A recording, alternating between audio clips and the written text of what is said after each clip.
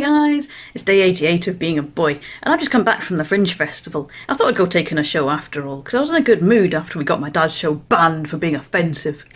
So yeah, I can heartily recommend twerking for toddlers at the assembly rooms this week. Now, there was a news story that's come to my attention recently.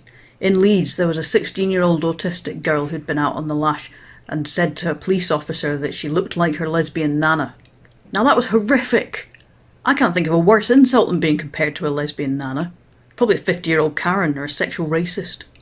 And so the police officer in question had her arrested by 6 or 7 other officers and manhandled out of her house because she'd committed a public order offence by sitting in her broom cupboard somehow. So there's been a huge outcry about this on social media, but I think they're blaming the wrong people. They're blaming the police officers when it's obvious that the people at fault here are the TERFs. And here's why.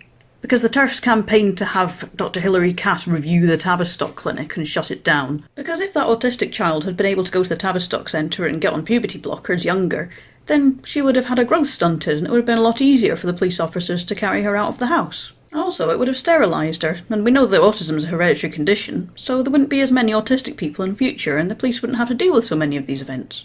Now, some people have been quite critical of West Yorkshire Police, and they said, don't the police have anything better to do, like dealing with the grooming gangs and paedophile rings and pimps and traffickers in Leeds? And no, they don't. Because they're dealing with the problem it's not a problem, but they're dealing with it in a nice, progressive, modern way. They have a decriminalised prostitution zone in Holbeck. Now, some of the radfems were a bit critical of them opening this marriage prostitution zone in one of the most deprived areas of Leeds. But they're bringing jobs to the area and economic stimulus. What's the problem? Some people have said that we should put the rapists and paedophiles and pimps and johns in prison. But that is carceral feminism. And it's a bad thing. Funnily enough, some of the radfems actually agree with me on this. I was saying we shouldn't put rapists in the jail. And they said, yeah, after the trial they won't get that far. I don't know what they meant by that.